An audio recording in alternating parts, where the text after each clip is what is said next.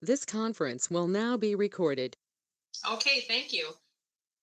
Okay, if we can call the meeting to order, if I can get a motion to call it, please. John, and a seconder. I think Drago's frozen. Drago just froze. Now Yeah. he's gone. Yes, there we go. There goes our quorum. He'll probably be back on.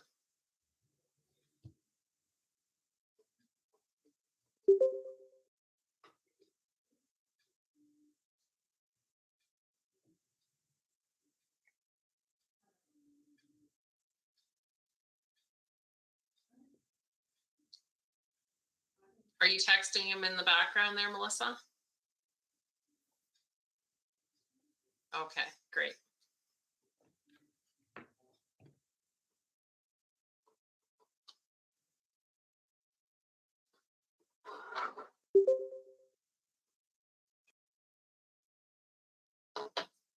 Hello, Drago. You're back with us. I was lost in hemisphere. Yes, okay, so you were seconding that to open the meeting? Okay. Okay, so moved by John Peroff, second by Drago Stefanik. Be it resolved that we do call this special meeting of council to order on Tuesday, June 7th, 2022 at 5:02 p.m. Those in favor? And that is carried. And I hand it over to yourself, the Deputy Stefanik. Thank you, Mayor Fort. The Council Corporation of Township of Hornepayne would like to begin by respectfully acknowledging the land on which we gather here today is the Treaty Number 9, 1905 to 1906 territory, the traditional lands of Indigenous peoples. As we work towards reconciliation, may we all live with respect on this land and live in peace, friendship with all its diverse peoples. Thank you. Thank you, Drago. And we're moving on. Review and note of any changes to agenda. Item number 3, there is none. Item number 4 is the approval of the agenda. If I can get a mover and a seconder, please. Moved by Drago, second by John. Moved by Drago Stefanik, second by John Peroff. Be it resolved that council does hereby approve the agenda as presented. Those in favor? And that is carried. Disclosure of pecuniary interest and general nature thereof and declaration of conflict of interest. Council, you can do that now or at any time through the meeting. And we move on to presentations. Okay, we got all that clerical stuff out of the way, and we have with us NFMC doing their strategic plan, and we got your 2 documents that we sent. I'm not sure, were you able to share your screen and work that out with Melissa when I was away, Carmelo? I think I can. So okay, and I did invite you, Carmelo, to just introduce your team, and then you can have the floor. How's that? Sounds good. And welcome to Hornepayne virtually. Thank you. Thank you for having us today and taking the time to meet with us. My name is Carmelo Notarbartolo. I am the general manager of the Nawiinginokiima Forest Management Corporation. We are located in Marathon, Ontario, is where our head office is, and we manage the Pick and White River forests. With me today is Chair of the Board, Laird VanDamme. Laird is a resident of Thunder Bay. Vice Chair Adam Brown. Adam Brown is the Marathon rep on the board. And then we have Joanne Michano, who is the Bitigon rep on the board, and Jesse Gaudette, who is the Netamizagamig rep on the board. So we were tasked, the subcommittee of the board, which is the 4 members that are with me here today, were tasked with preparing and drafting the 2022-2027 strategic plan on behalf of the NFMC, who is a Crown corporation for those of you who don't know. We're a Crown agency under the Ministry of Natural Resources and Forestry. And so part of our initial discussion with the board is there was a request for the board to set up meetings with communities that play a key role for NFMC, whether it be because you're adjacent or within our management area, or whether it's one of your local industry stakeholders plays an important role within NFMC's management area.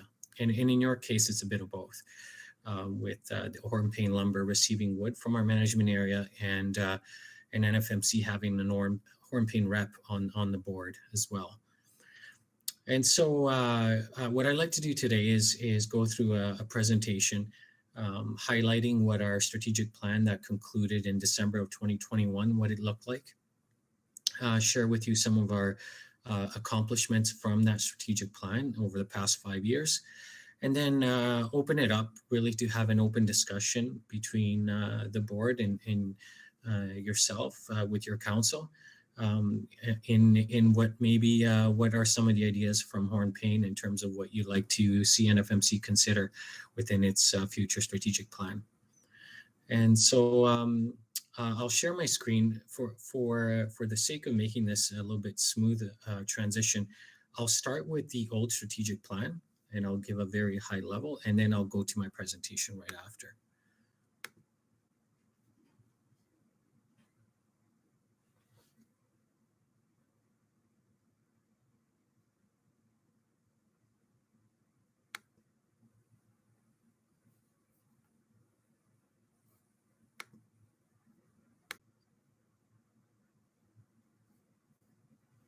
Yes, I can see it. Okay. Yep.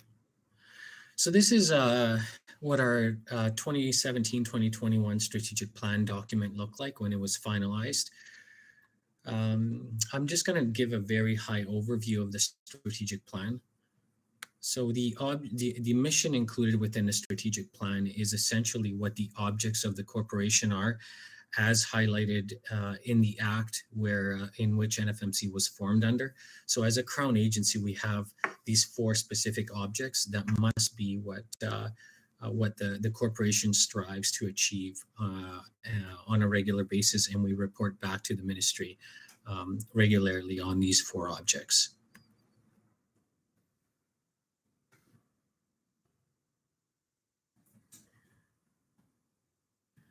So under, sorry, I'm just trying to manage my screen here with yours.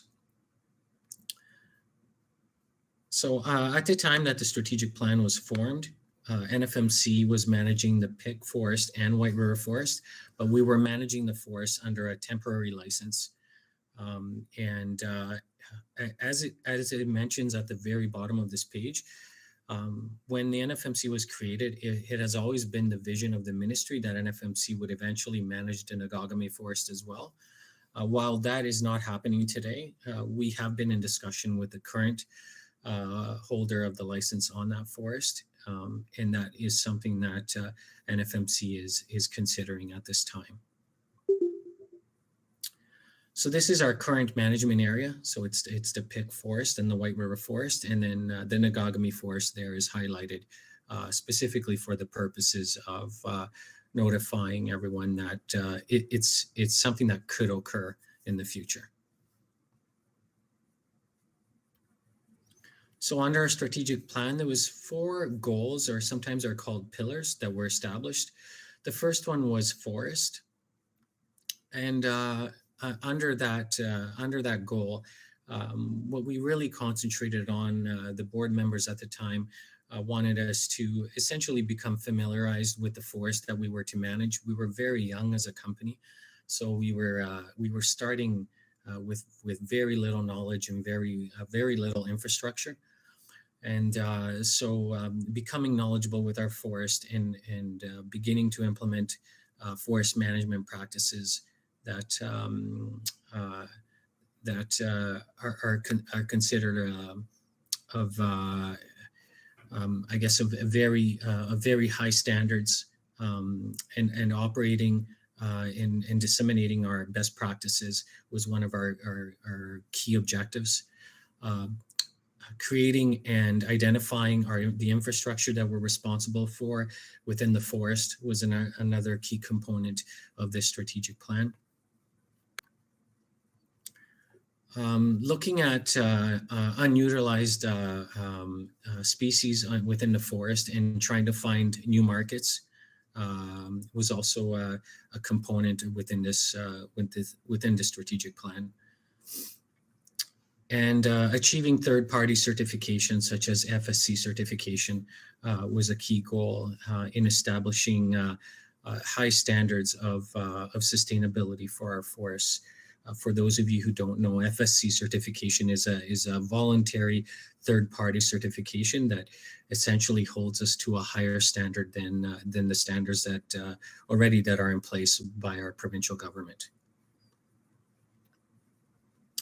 The second strategic goal was surrounding governance. And part of that was establishing positive relationships with the ministry that was an overseer of the Crown Agency and still is, and establishing lines of communication and flow of communication.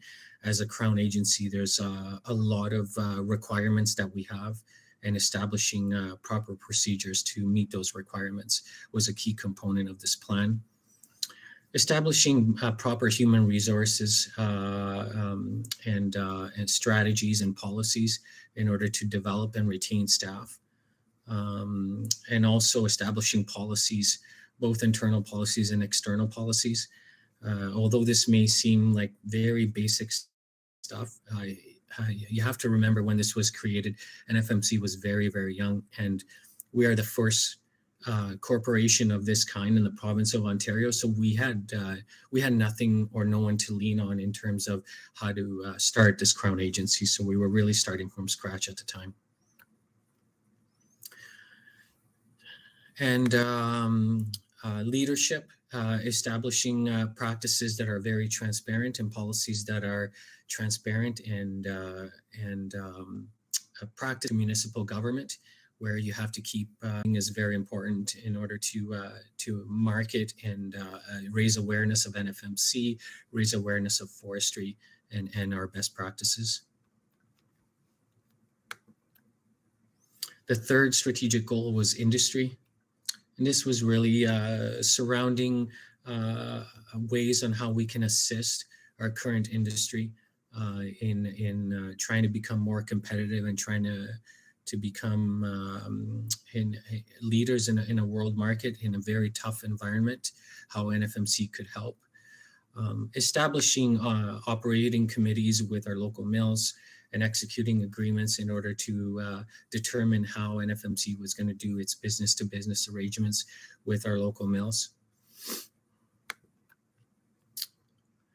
And the last one is strategic goal was communities, and probably one of the most important ones, really.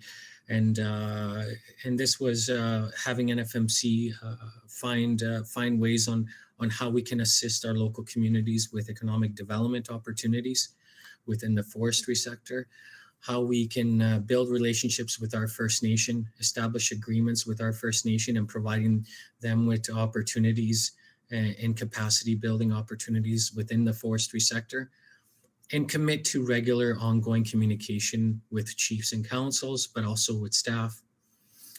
And then also be more involved with local recreational organizations such as our local LCCs, and hearing their input on how we manage these forests.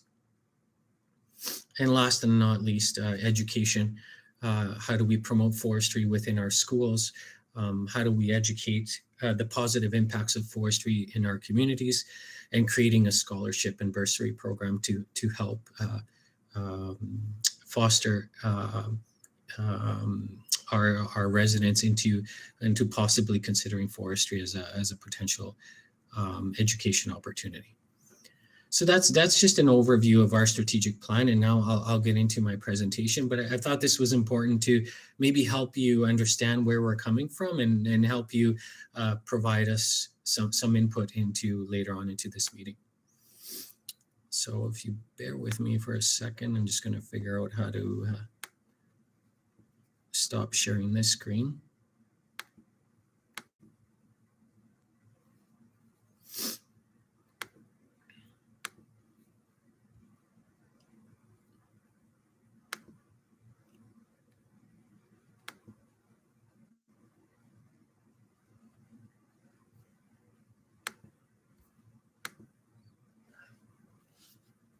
Okay, and let me know if you're able to see the presentation.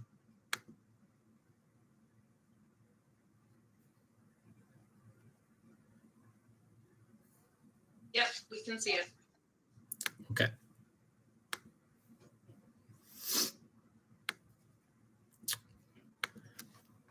Okay, so what this presentation will go through is we already did the review of the strategic plan. That was my first part of the presentation. And now we're going to talk about some accomplishment and successes that we've achieved over the past 5 years. We'll talk about the process and timelines for this strategic plan, and then we'll open it up for some discussions between yourselves and the board. So before I get into some of our goals and accomplishment, I wanted to highlight the fact that the ministry really wants NFMC to try and align itself with the forest sector strategy that was created by the government in I believe it was established or implemented in 2021. And so our current strategic goals based on the plan you saw were forest, governance, industry, and communities. And the 4 pillars that are included within the forest sector strategy are promoting stewardship and sustainability, putting more wood to work, improving Ontario's cost competitiveness, and fostering innovation, markets, and talents. And so I just wanted you to be aware that I think it's fair to say that that the board will include some of these components within its future strategic plan. So now talking about some accomplishments that NFMC has had. So over the past 5 years, we acquired the sustainable forest licenses on both the Pick Forest and the White River Forest. So this is more of a permanent license versus the temporary licenses that we had before. We completed the amalgamation of the Pick River and Big Pick Forest. So at one point in time, we were managing 3 forests, and 2 of them got amalgamated into what's now known as the Pick Forest. We continue to build positive relationships with our ministry, with the First Nation communities, with municipalities, with our industry stakeholders, and other stakeholders of the forest, such as LCC committees and other users, such as trappers and fishermen and hunters. We created and implemented a 2-year contingency plan, and we followed that up with a 10-year forest management plan on the Pick Forest. Someone like John would know how much work that is and how difficult it is to do so. And so that was a significant part of our responsibilities over the past 5 years.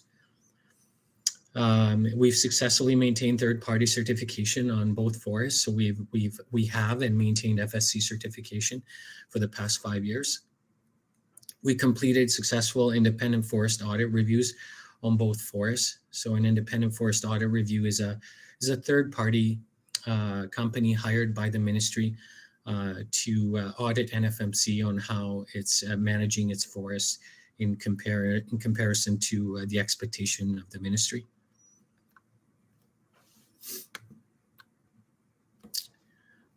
Continuing to highlight some of our successes, we've begun the process of negotiating a free, prior, and informed consent agreement with our local First Nation communities. This process is a requirement to retain FSC certification, and it's also fair to say that there's not a current FSC certified company in Ontario that has an FPIC agreement in place with the First Nation community. So this is really breaking new ground for us, and it's a very important object that we have and task that we have, and I think it's very difficult to achieve as building relationships is difficult, and earning trust from our First Nation communities requires time. But I like to think, in my opinion anyways, that progress is being made on this front. We created a Safe Place Work Ontario certified health and safety program for our NFMC staff. And we also implemented the requirement of having SWOL certified programs on all operations on the forest. So everyone who operates within the Pick and White River Forest must have a SWOL certified health and safety program or be working towards achieving a SWOL certified program. We created an infrastructure program identifying and monitoring the conditions of infrastructure on our forests, mainly our bridges. So we now have a program where we know where our bridges are located. We know the age of each structure, the current condition of that structure, And we have an annual monitoring program that identifies any issues with the bridges, and we follow that up with ensuring that we budget and follow up with the work necessary to keep those bridges safe for the public that uses them. We created and launched an economic development, 3 economic development programs to assist us in meeting our objects. And I'll get into a little more of what those 3 programs are in a little bit. We created a public relations and marketing coordinator position whose responsibility includes raising awareness on NFMC, promoting the positive impacts of forestry in our local communities, and encouraging applications to the programs I was previously referring to. We've also recently begun exploring unique initiatives to assist the local forest industry with challenges that are very much in need highlighted today, and they're related to trucking, harvesting, and human resource capacity. Something that I'm sure forestry is not the only industry struggling on these fronts, and NFMC is looking at exploring and with different initiatives to try and assist.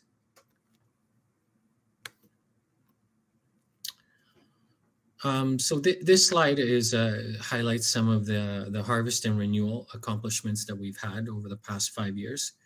So the total volumes harvested over the 5-year period is just under 3.5 million cubic meters, which equates to about 693,000 cubic meters annually. The total allowable harvest is actually quite a bit more. It's around 1 million cubic meters, or over 1 million cubic meters. So the current harvest levels are about 64% of the allowable harvest. I mean, so that means that there's some room for improvement, but there are various reasons why the harvest is not closer to 100%, and some of those reasons are really out of our control, such as geographical reasons or human resource capacity reasons.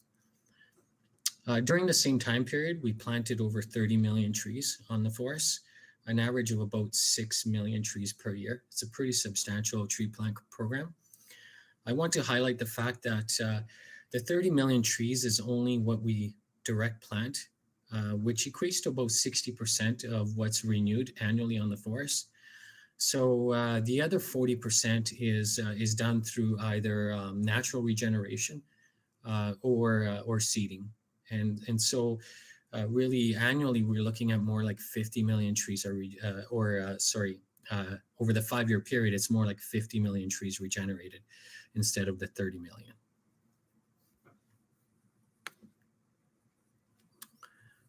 This next slide highlights our goals and accomplishments related to roads.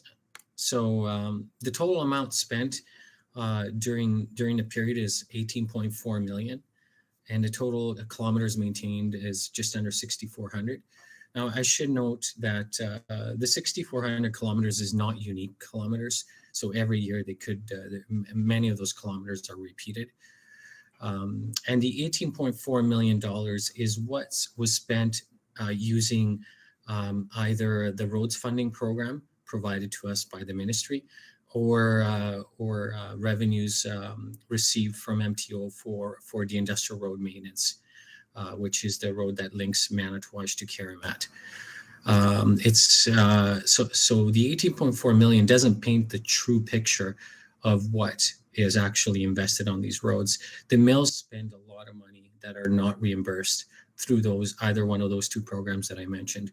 So if we took into consideration what the mill spent, this amount is substantially higher. So a significant amount of money is invested in maintaining the forestry roads annually.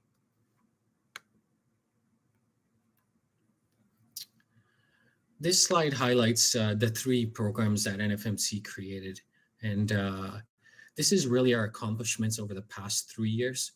The first 2 years of the strategic plan was really drafting and establishing the policies and programs that we implemented and receiving ministerial approval to go ahead with those programs.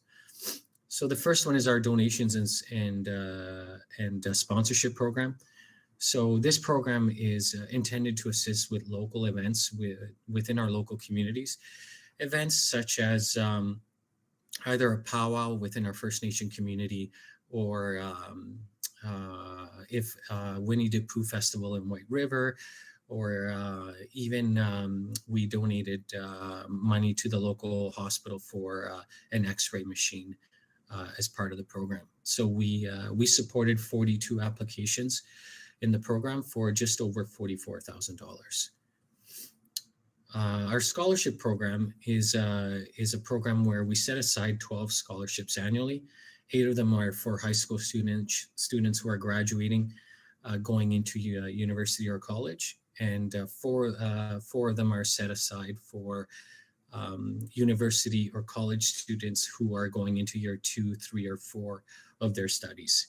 To qualify for the program, you have to be from one of our local communities, and Hornepayne does qualify as one of the communities. And you have to, preference is given to students who are going into a natural resources program, but that is not always the case. We have given most of the scholarships to students who are not enrolled in natural resources program. And that's simply because most of the students today tend to not be going into a natural resources program. We're hoping to change their minds, but that's unfortunately how it is today. So to date, we've given 16 scholarships for a total of $44,000. So it's a substantial. For the high school scholarships, it's $3,000 per scholarship. And for the students who are currently in college or university, it's $2,000 per scholarship. And the last program that I've highlighted here is our Strategic Initiatives Program. So this is our big money program. This program allows local businesses who are in the forestry related industry are either starting a business or expanding a current business, and they've come to NFMC requesting funding. In order to qualify for the program, requests of up to $1 million are accepted. It's usually 50% funding, so the proponent would have to come up with 50% of the cost. And the program or the initiative has to be forestry related. Today, we've approved 7 applications for just under $1.8 million.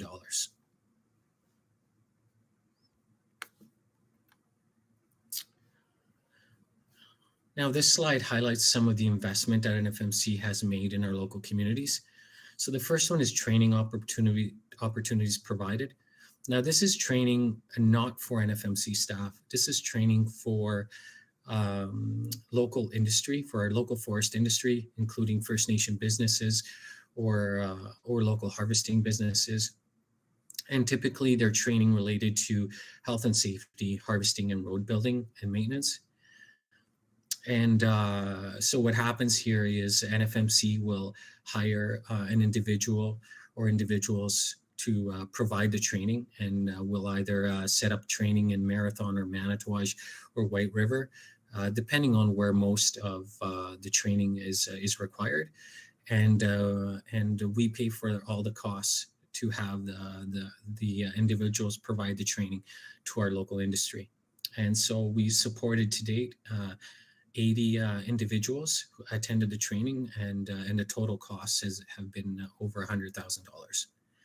And keep in mind, the last 2 years being COVID influenced years, training has been very, very minimal. So most of these costs occurred over a 3-year period. The next one is First Nation capacity development. So this is dollars associated to contracts NFMC has directly with First Nation businesses. And today, those First Nation businesses are mainly from Bitigan and Nedimissagamig.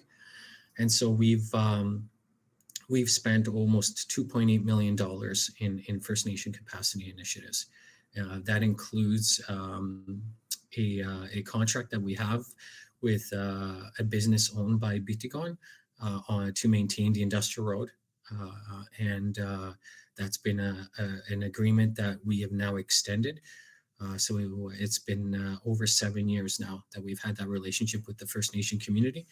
These are also initiatives that that the First Nation businesses have applied to from the program I previously mentioned.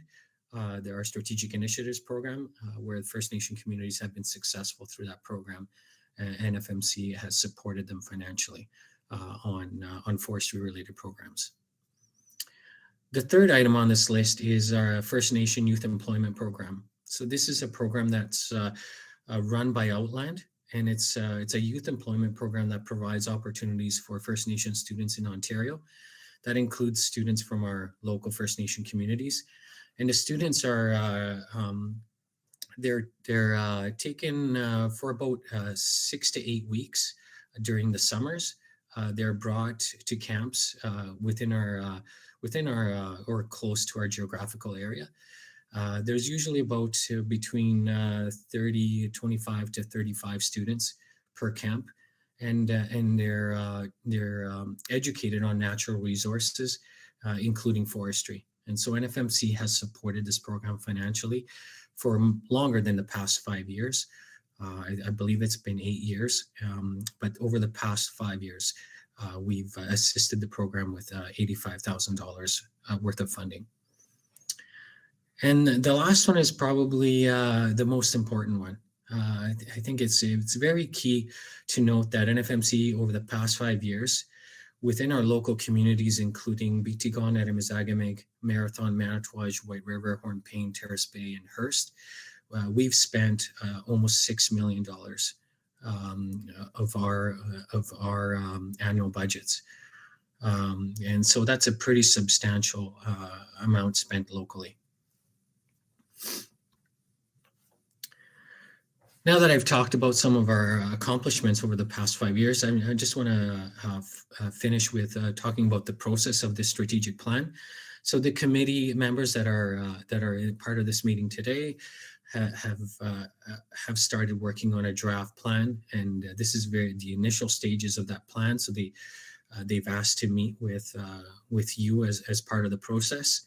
The committee will share the progress with our board members during regular board meetings, and we hope to have a draft document by September of 2022, with the board approving a final strategic plan no later than December of 2022. It's important for me to note that the intent today is to have an open discussion. Board members want to hear your feedback and input, and we want to hear anything that you want NFMC to consider. Even if it may not be forestry related. We really want you to think out of the box and throw ideas at us for us to consider. And you're welcome to not only provide feedback today, it doesn't end today. If there's future discussions that you have amongst yourselves as council and want to share more information, feel free to email me anytime before the end of July, and we will do our best to include that input into our strategic planning process. So that's all I had today. I'll just conclude this with these 3 new pictures I put here at the end of my slide. This is part of our ongoing efforts to educate our local communities. This occurred this past week. We took out, in partnership with the local mine, we took out 120 elementary school students to an area where our local mine, Barrick Gold, has an environmental responsibility to regenerate this part of the area that was previously being mined. And NFMC donated 1,800 trees. And we worked with Barrick to bring elementary school students out to the area and give them a little bit of an education on forestry and mining, and then assist the students in planting the 1,800 trees. So this is just one of our little initiatives that occurred over this past week that I wanted to highlight. So that's it for me. I think I've talked enough, and I'll give the mic back to you, Mayor, and have a discussion with my board. Thank you for your time. No, thank you. That was well done. We have a thorough understanding, and I'll open up the floor first to the council if they have any questions right off the hop.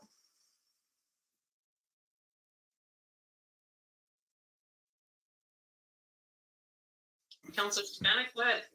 Yeah, through Mayor, excellent report, Carmelo. I really enjoyed reading it. I got a hard copy because I prefer hard copies in front of me. I'm old fashioned, I suppose. In the average annual tree plant is approximately 6 million. My question is a way of being educated myself. Do you monitor the plantings that you do? Say you do it in 2021. Do you monitor every so often, 2 years from now, three, to see what the success rate is of the planting of seedlings? Yes, that's an excellent question. So during the tree plant, our staff is out with the tree planters, following them and monitoring to ensure that the trees are planted properly, following the tree plant program. And for give or take about 7 years' time, we continue to monitor the trees we planted for the past 7 years.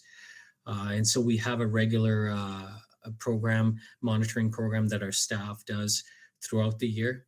During the slower times of the year, they view more sites, and during the busier times, they may view lesser sites. But we ensure that we look at all sites because there may be a follow-up items that we need to do to ensure that the trees are growing properly, such as competition or outgrowing the trees that we planted.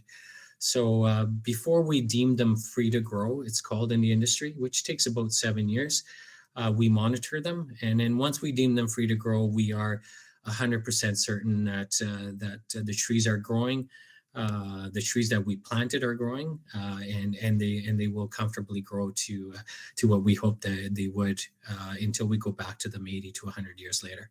Well, it won't be us, but whoever does.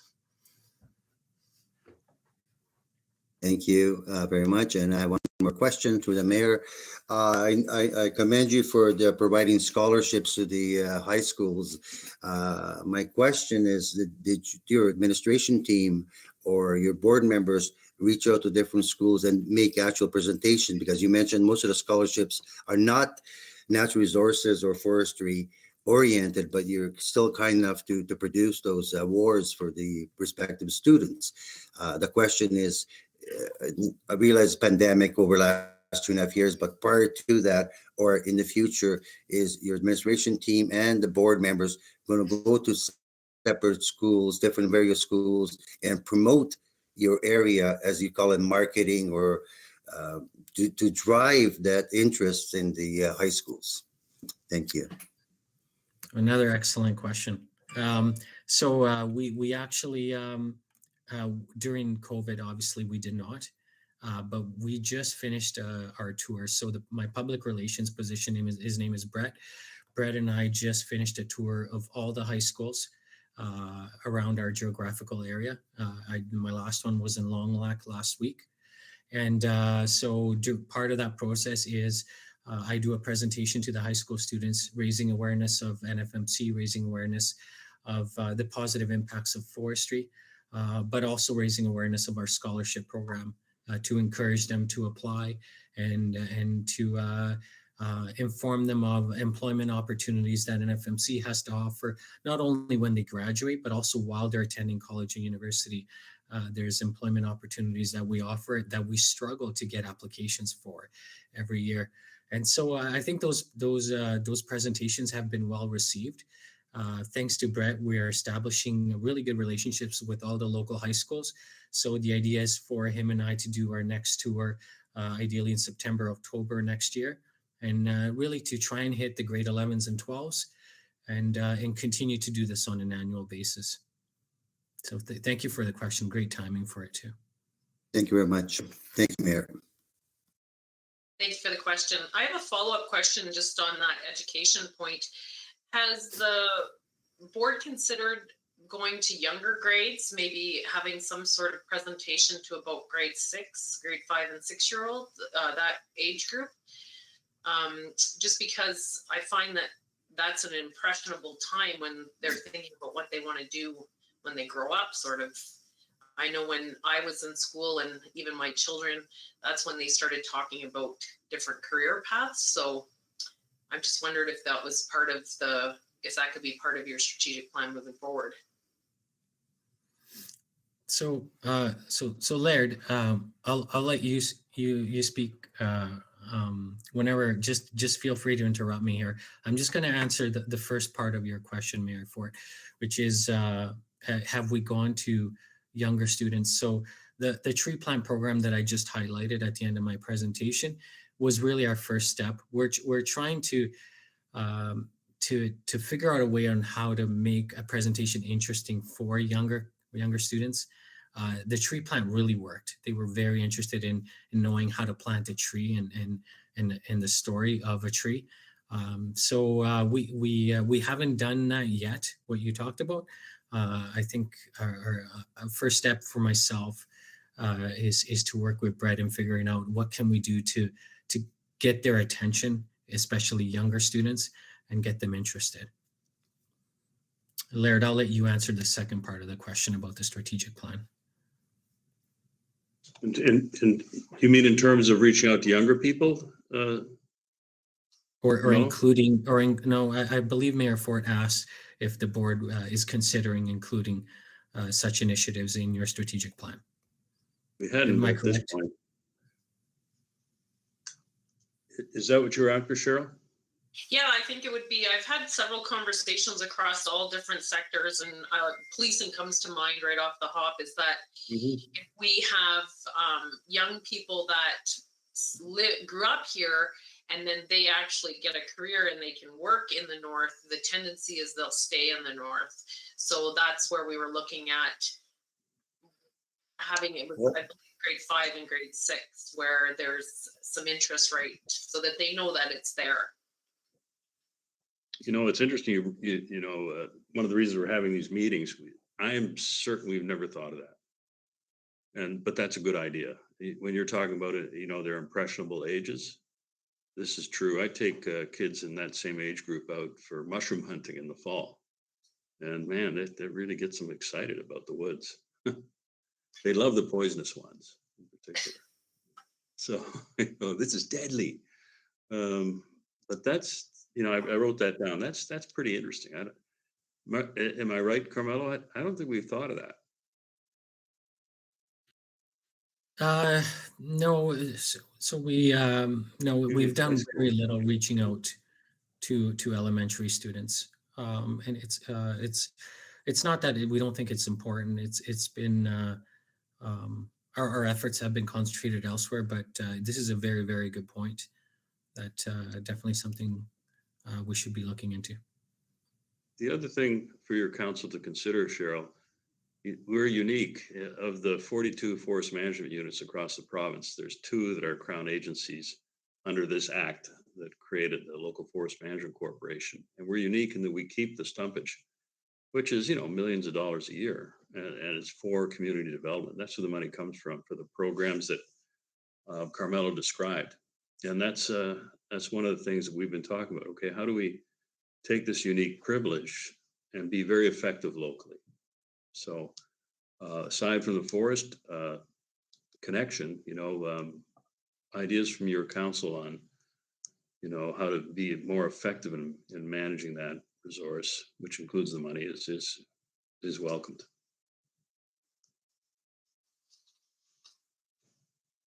Okay, I do have another question. So in your current strategic plan, are you looking at sticking to those 4 pillars? Or have you thought about spreading to something else possibly? Or I'm just wondering if there's a framework already created to guide us. The strategy that the government came up with, the forest sector strategy, and they have a new biomass strategy and several other initiatives would be the obvious starting point for us. Okay. And then the other things that guide our thinking as board members is the act under which this was created. So it's the 10-year Modernization Act. We're the first, we're the largest. Temagami has just started. And we're going to meet with them. They're developing their first strategic plan. And then the other agency is the Algonquin Forest Authority, but that's 60 years old, and that's specific to the park. So all of these entities, the forest managers, they all have SFLs. They all have the same sort of obligations to monitor, as your first councilman said it was concerned about, and report you know, they all have the same marching orders, but they all have different governance structures. So some are the licenses held by pulp companies, you know, going back 100 years. Others are cooperatives, and this is a corporation with government appointed board, which makes it unique. And so your input, I mean, the idea of the grade 6, that's really interesting.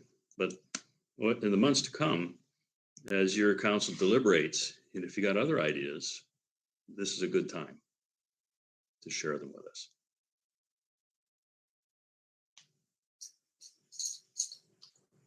Mayor Fort, maybe I can just add as well. First of all, thank you and congratulations on running in the last election. I know it wasn't the success you'd hoped for, but I really appreciate your participation. I think it turned a few heads, so maybe next time. Yes. Thank you. Just thinking of, yeah. So just thinking around Laird's, you know, the reality that Laird has presented to us, that we have legislation to follow and rules and all that stuff. But, you know, Carmelo and his team have done a really good job over the last 10 years in setting the NFMC up to be, you know, in a financial and operational position where we can dream a bit. Maybe we can dream a lot.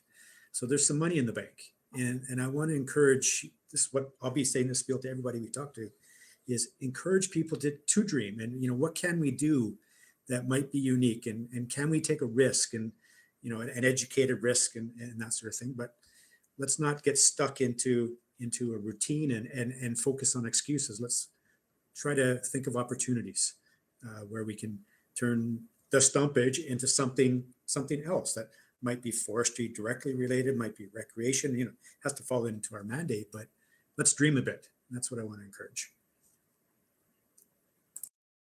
Thank you for that. Council, do you have any other further comments? Councillor Perroff, go ahead. Yeah, I would like to add a little change of pace here, but one of the initiatives, Carmelo, that you spoke about earlier was to improve the system, improve the working systems. In particular, you talked about trucking and and harvesting and other aspects like that. Now, I know you guys did a little bit of work in that area. Can you elaborate on how you're going about that? Sure. So one of the initiatives that we're doing right now is testing a semi-autonomous solution on trucking. So we partnered with a company out of Ottawa called Provectus, and what Provectus has done is they've equipped 3 half-ton trucks with hardware and software where the lead truck controls the speed and direction of the second and third truck. And the intent is to test this solution on the management area in the future. We're hoping this summer. The testing has occurred strictly as of right now in a compound in Ottawa, and it has not been full-fledged tried out yet on our management area.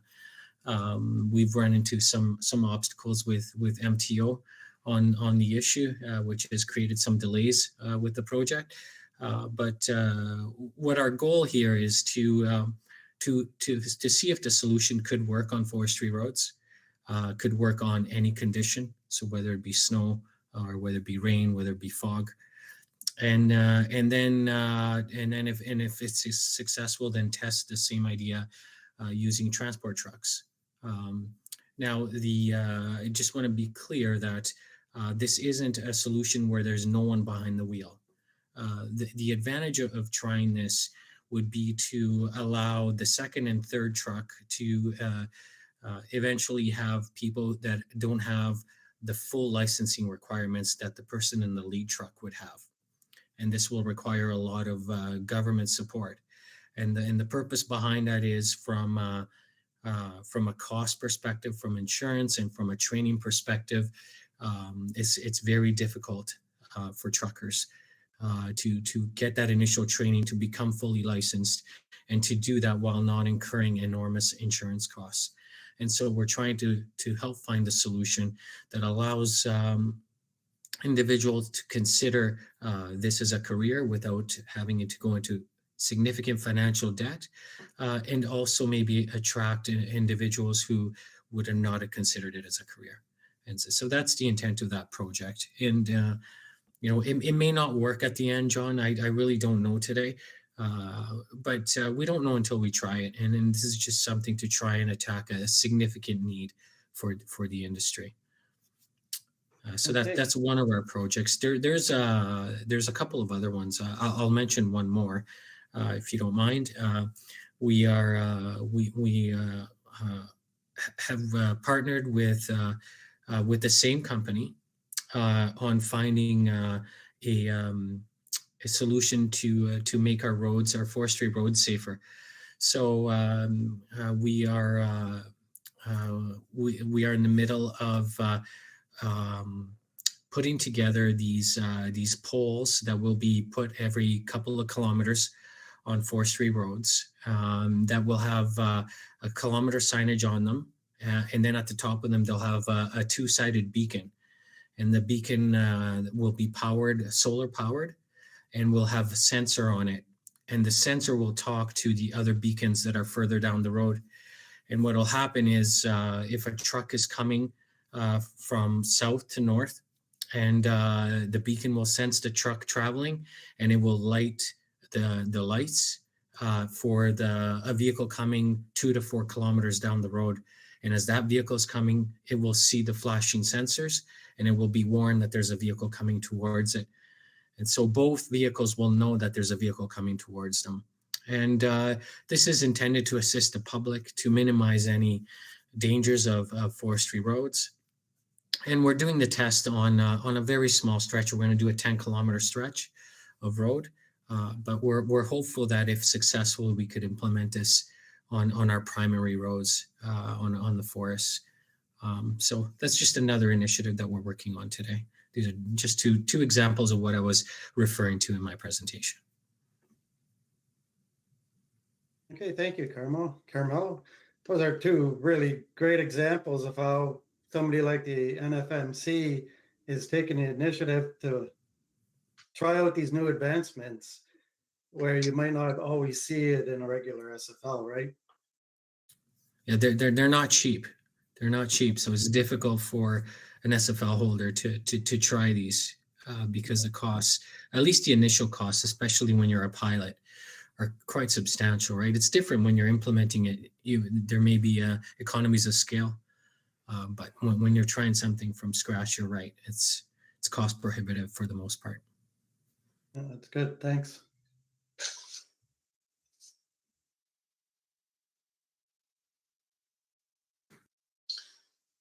So do we have any other comments or questions or ideas? Go ahead, Councillor Stefanik. Yeah, just an overall encompassing question. In comparison to 40 years ago, they say current to 2021, how much, when you harvest fiber, how much is left in the forest now in comparison to 40 years ago? I'm not a forestry person, but I noticed going through the woods 35, 36 years ago, there was a lot of lumber or fiber left on the ground. It seems now less and less. Is it a fair assessment, or more stuff is being taken out for value added stuff from the fiber, or am I just not seeing things properly? You want me to answer that, Carmelo? It's Laird. In fairness to Councillor Stefanik, he asked for 40 years of experience. I don't have that. I know you do. And I do have 40 years of experience. And I mean, in the 50s and 60s through to the 70s, there wasn't much of a market for hardwood across Northern Ontario. So when they were harvesting in the swamp, they'd clear cut everything with horses. As they got into the high ground, they'd partially cut. So they'd leave a lot behind. And a lot of the PIC has these mixed wood forests that are a legacy of that kind of treatment.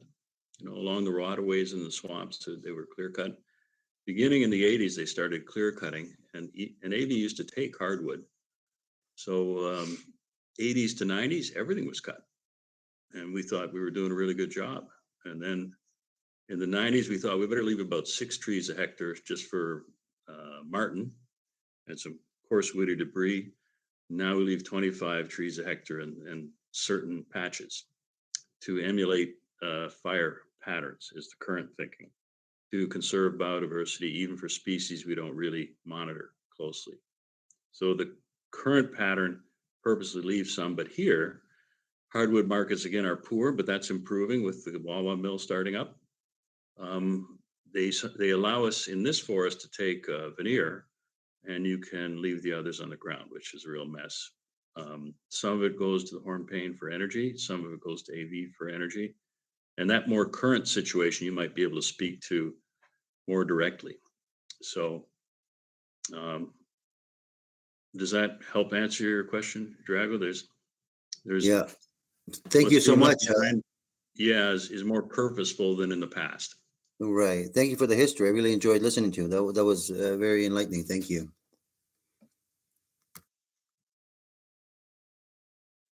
Did I So get the a current situation right, Carmelo, with the veneer? John, you'd have seen this up in your neck of the woods. Yeah, Laird, I'm not going to correct you. I'm not going to even try to do that. Yeah, You're good. You're hopefully bang with on. more hardwood users. That's one of the things as a board member I quietly work on. You know, if we can get another hardwood user in this region, we'd have full utilization, and what gets left behind would be purposely so. And the rest would, you know, fuel jobs and markets and really cool products. Is there Yeah. any possibility that we could look at, when we look at these pillars for innovation and markets, is utilizing the different lumber mills together and create a product? That's interesting you bring that up. I mean, White River Forest Products has element 5, where they send some of their material to make mass timber, which cross-laminated. So they take like normal dimensional or 2x4s, and they lay them crosswise with glue, and they put a sheet of veneer on top, and they make these panels. So that's one of the interesting things, but of course you won't see it locally. You know, you see everything going to the sawmill, and then the value added is produced in the South.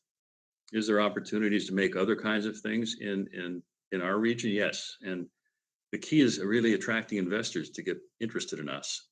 And people are looking at Northern Ontario more aggressively than ever before in a positive way, because there's wood supply problems in BC from the fires and the mountain pine beetle. So Canfor bought Ecom, West Fraser bought Norbord. The Westerners and the Americans, they're coming. They're putting money into Green First bought out Tembec and Rayam. So the Western money is coming here, and American money. And you know, at our last meeting, Adam and I were talking about the uses of larch. Minnesota has a plant that produces pharmaceutical chemicals from grinding up the larch, extracting the chemicals, and burning the fiber for energy. So there's part of the new strategy that the government's looking at, and our board cooperates with CRIBE, the Center for Research in the Bioeconomy. It's underappreciated, in my opinion. So there's the opportunity for us that will certainly be part of our thinking in the strategic plan. There is opportunity here that's unique. Well, What do you think about the definitely housing. If there's Mhm. anything that would support building houses in the north, even if they were, and I know that's what I believe Element's doing down south, right? They build up those houses that can be shipped. I didn't know they did that as the next step. I knew they were doing cross-laminated timber. I didn't know they were, you know, thinking of modular housing. That's interesting. Yeah, you can check out their videos. I've seen them. And just a question, what is larch? What am I missing here? Oh, tamarack? Oh, tamarack. Okay, I know what that is. Never heard it called larch. John's smiling. You knew exactly what it was. John? Well, that's why we use the Latin, Larix lyricina, right? And then we're not confused. That would have helped, sure. Yeah.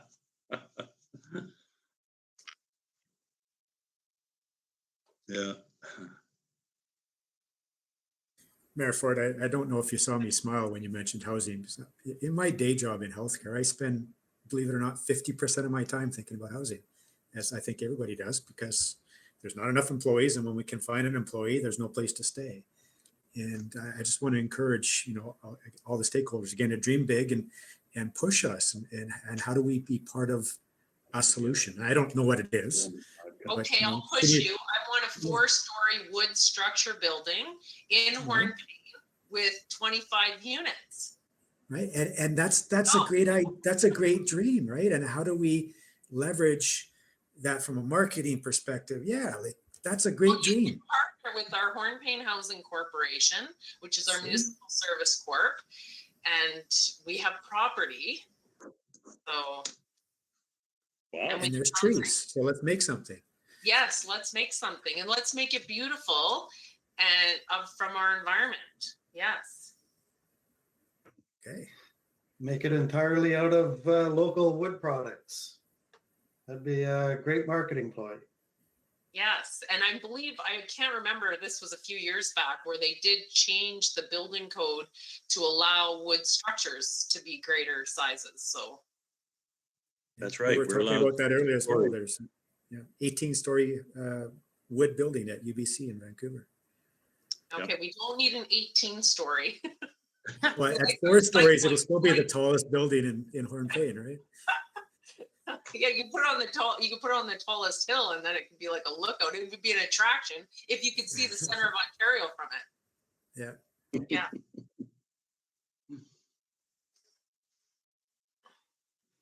But, And there's other bioenergy opportunities too for communities like Hornepayne for community heating projects and things like that. This is very common in Sweden. Nova Scotia, it's a big deal now. And we don't have natural gas here, so maybe that's another thing we might consider. and what kind of heating is this? Is that, because I've seen the pellet type heating systems that are on big buildings. I've seen a couple of those. Is that what you're talking about, Laird? Yeah, that can be. So Vince Rutter does urban forestry in Thunder Bay, and he rented, when I owned KBM, the garage, and he put a big pile of chips in the backyard, and that was for the Con College boiler. And that's straight hog fuel. And in Hornepayne, you got the electricity. Is that still running? The one that's connected to the mill? Yes. They Yes. produce energy. Generation plant, yes.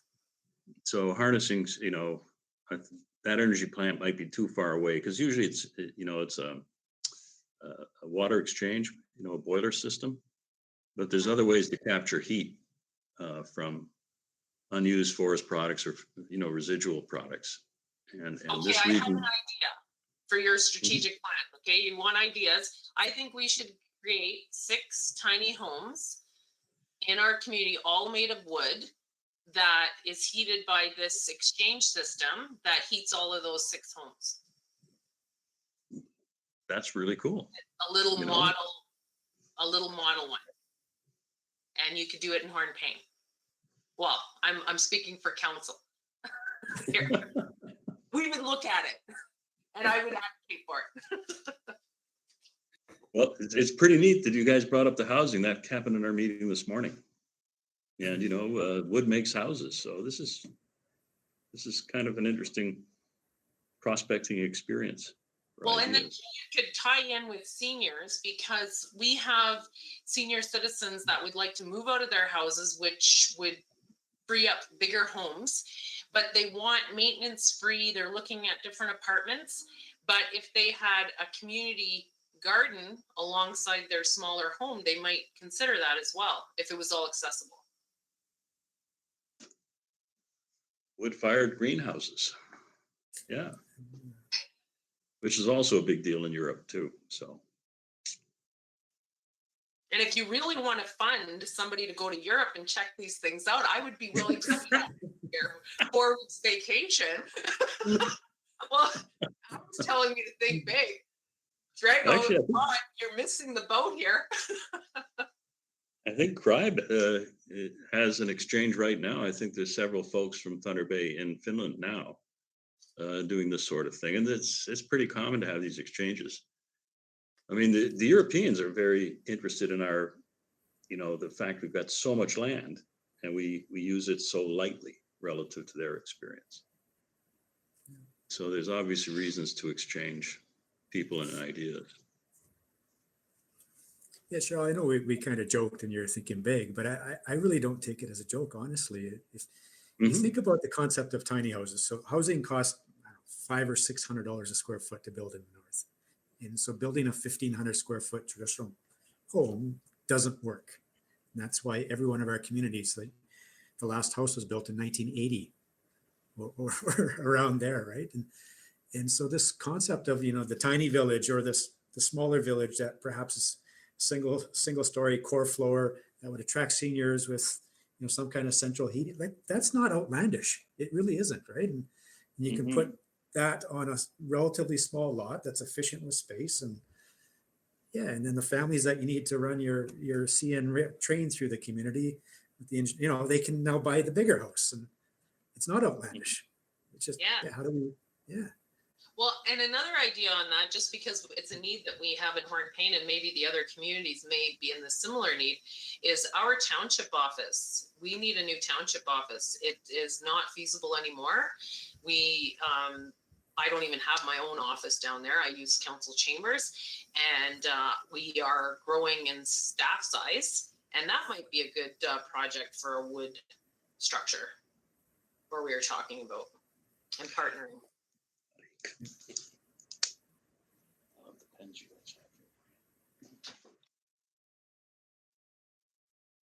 I'm not sure if that's the type of ideas you're looking for, but it all ties back in, right? If you look at Mr. Dottori, who obviously has his hands in your local mill, and he's got element 5, which makes these panels or whatever he's making, there's probably some market development opportunities that perhaps Carmelo and his team can help facilitate. Who knows? This is the time to think big, and we can throw roadblocks at this later, but I like it.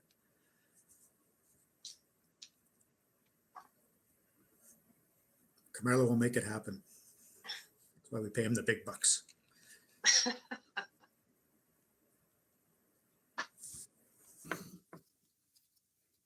Councillor Stefanik, go ahead. Yeah, I truly believe what everybody's saying. I think that tiny homes in small communities is going to be way with the future. I'll tell you why. The cost of building a home in Hornepayne, because you have to bring all the supplies in from it, whatever it comes from, maybe Timmins, the cost is phenomenal. A tiny home, number one, you become a senior citizen, age 70, 75, 80. You don't want stairs or 2-story floor. You don't. For physical aspect of it, you need one floor. And in Europe, there's some maybe washed, in Japan, where it's around the community, communal garden, that is correct. And all recreation facilities are there as well. And it's all tiny, smaller structures. As you get older, 70, 80, you don't want a mansion. And most people don't. I shouldn't say for everybody. But I think the way of the future, especially Northeastern Ontario, is going to be tiny homes. Less cost, more efficient, quick to build. I think you're right. I think it'll be reality sooner than later. Thank you, Councillor Stefanik.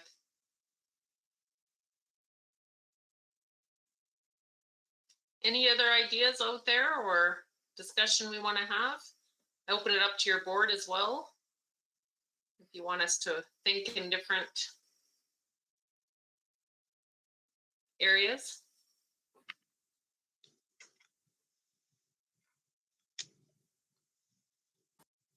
Mayor Ford, if I recall, I listened to our mutual friend Al Cresswell all the time, and he had a news story about some loadout facility or something that was being developed or redeveloped in Hornepayne. Is that happened, or is that happening, or is there some opportunities to think about infrastructure that would support the industry, if you will?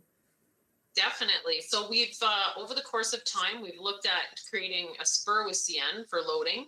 And then the other one now that they're looking at is having a loading area right here in Hornepayne, by the, I can't remember what track it is, but there's a track there that they'll have access to load. And I think there's up to the capacity of 5 cars. I'm going by memory from 2.5 months ago, but yes, that's definitely been worked at. I don't know where it's at right now. I don't know if John or Drago know any further on that. Can I ask whose project that is? Like who's the proponent of? It's White River, or sorry, Hornepayne Lumber and CN, and it's their project, and we supported it with a letter, I believe, in April.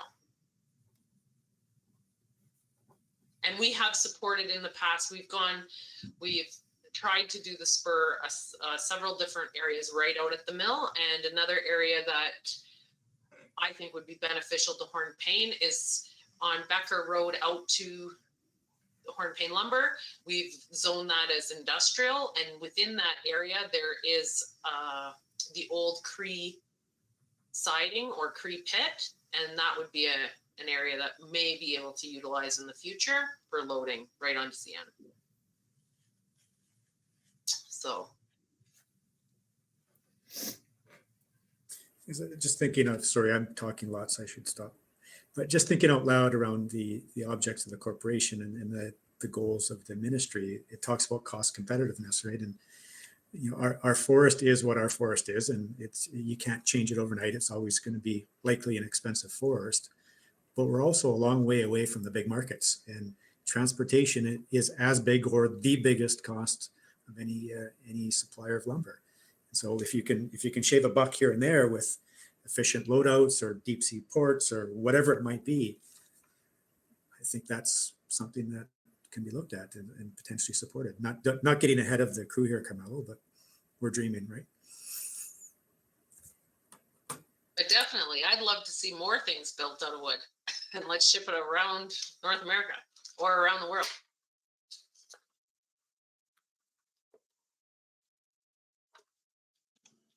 Any other? Oh, sorry, go ahead. Yeah, the Europeans are committed to a circular economy, which is reuse, recycle, and I can't remember the other R, but they're closing. Finland is dedicated to closing their landfills. Everything is to be in a circular economy, and that's really a huge stimulus for using wood and paper products. So tremendous amount of work in Europe on really smart paper products and things like that. So yeah, a really neat idea that I can't remember who told me this. It's been in the last 6 weeks or whatever, but it was looking at whatever we bring into Ontario, managing it with that it needs to be biodegradable. It needs to, because we're seeing it with our landfill in Hornepayne, is our landfill is getting a lot of cardboard, the plastics and all of that from the shipping that's done through the different internet companies. Oh.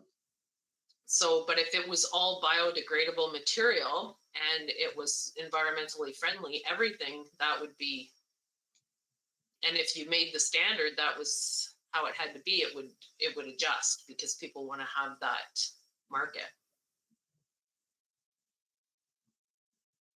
yeah, part of that is embedded in the new forest sector strategy and the bioeconomy strategy that the government's working on, and hopefully they'll you know, keep the momentum going. So you said that was that's in the new bioeconomy strategy? Yeah, they have the forest sector strategy and the 4 pillars that Carmelo described was published a couple of years ago, and embedded in there's a new biomass or bioproduct strategy. And I did some work for the government under contract, so that they've gotten those pieces done in their action plan. It has an action plan. I'll send it out to you if you like. I think we have it. I think it was on our agenda at the beginning of April when it was released. The Yes. Biomass, right? Okay, yeah. So there's several action elements, and I worked on a couple. And so, you know, following these action items, if they actually start implementing some of the things, and one of them that's unique, they asked for recommendations. And we looked at other jurisdictions and we said, well, you know, you need to create the demand for bioproducts. The supply, we got plenty. That's not the issue for us. And there's also stuff in there too, Adam, about infrastructure. And, you know, these things are bulky. You got to move them around to be competitive. And so infrastructure is a big piece. And that's why your initiative with the rail siding is so intriguing to me. And Adam told me about the deep water port ideas that are happening here in Marathon. So that's all encouraging. So we'll see if the demand grows for these kinds of organic products, wood buildings, then things are better. I mean, cement is an incredibly energy intensive product, even though it's so useful. Same with steel. So as people worry about emissions, wood products become more and more attractive. Read a really interesting article just the other day around the next environmental crisis. If it's not water, it's going to be sand. So there's such a demand really? for sand, for concrete and everything building that, it's being exploited in the poorer countries, like it always happens, and typically now in Western Africa and Central Africa. And it's just environmental devastation because they're mining sand in massive quantities and exporting it. And That's trees, of course, interesting. keep growing back if you do this well, right? It's Exactly. What did not make into the report was a conversation I had with the government folks. I said, well, there's 75,000 engineers in Ontario that are registered last time I counted. And there's 1,000 foresters. I said, there's more engineers. They might figure something out faster than we do. I mean, because they're now storing carbon inside concrete, so that the emissions get liquefied and they go back into the concrete, makes it stronger. So there's a brave new world out there, and who knows what it's going to look like, but it's going to be different. It's changing faster. The last 5 years have been more dynamic changes in technology and thinking about forestry than in the first 35 years of my career. It hasn't hit our region yet, and that's why our strategic plan is so timely. I mean, we got to do it, but we're sitting on a massive resource, and the world around us is changing really rapidly. So that, to me, seems like a great opportunity.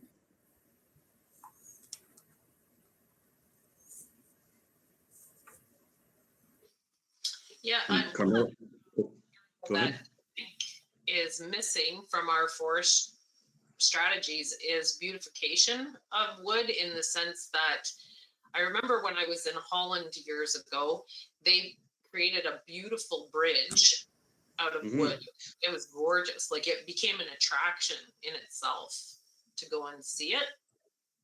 And that's something that, as we bring people into Northern Ontario, and when you're in community building, the third key to community building is the aesthetics of the community.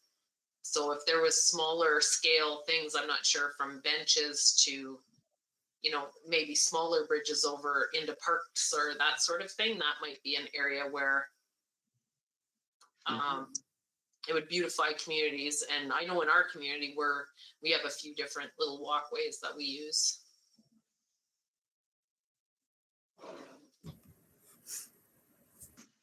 Yeah, aesthetics matter. That's a really good point. But I think we're coming down to the end of our time. We have listed out to 6:35. So I just want to, if there was any other key elements that you wanted to discuss for your strategic plan, I don't want to miss them.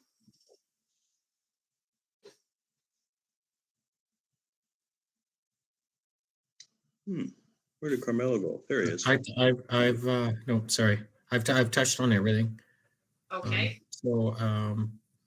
Yeah, like I said before, if there's additional items that maybe any of you are thinking of, feel free to email me. We will be eventually doing a social media blitz as well, sending out to community, to residents, a very short survey for input from residents from around and within the geographical area of our management area. So you may see that as well. But feel free, any one of yourself or council members or your CEO, if they want to reach out to me directly with anything, that's fine. Thank you for that. So is this what you were looking for in the sense of a discussion? Yes, this has been excellent, actually. Yeah, I think we got some really good points. Some of them that are shared with the community that we met earlier today. Just so you know, we are meeting with Hornepayne, White River, Manitouwadge Marathon Netamissagamig, and Bitigon, along with industry leaders from our local mills, including your mill in Hornepayne. So that's the direct input that we're seeking, and then the additional input from our social media outreach as well. Great. Well, I wish you the best on all your meetings. I know it can get tiring when you're doing brainstorming and strategic planning, but it's worth the work in the end because you end up creating a good plan to follow. So thank you for that. Okay, if there's nothing further, council, this is your last chance to give ideas, or you can email them to Carmelo later. Okay. Well, I thank you for being at our council meeting and presenting tonight. I appreciate it, along with all of council, and being in Hornepayne virtually and being able to meet some of your board members. Thank you so much for being with us. Thank you for having us. Appreciate it. Bye for now. Bye. Okay, council, we have just a few items to wrap up our meeting. The next one is the adjournment. For the confirmatory, if I can get a mover and a seconder, please. Moved by Councillor Drago Stefanik, second by Councillor John Perroff. Be it resolved that bylaw number 1933, being a bylaw to confirm the proceeding of council at their special meeting held on Tuesday, June 7th, 2022, be hereby read a first and second time and be considered read a third time and finally passed. Those in favor? That's carried. And the adjournment is, if I can get a mover and a seconder, please. Moved by Councillor John Perroff, second by Councillor Drago Stefanik. Be it resolved that council does hereby adjourn this special meeting of council held on Tuesday, June 7th, 2022 at 6:22 p.m. Those in favor? And that is carried. Okay, that was good. Thank meeting. you. Yeah, enjoyable. Thank you. Yes, have a great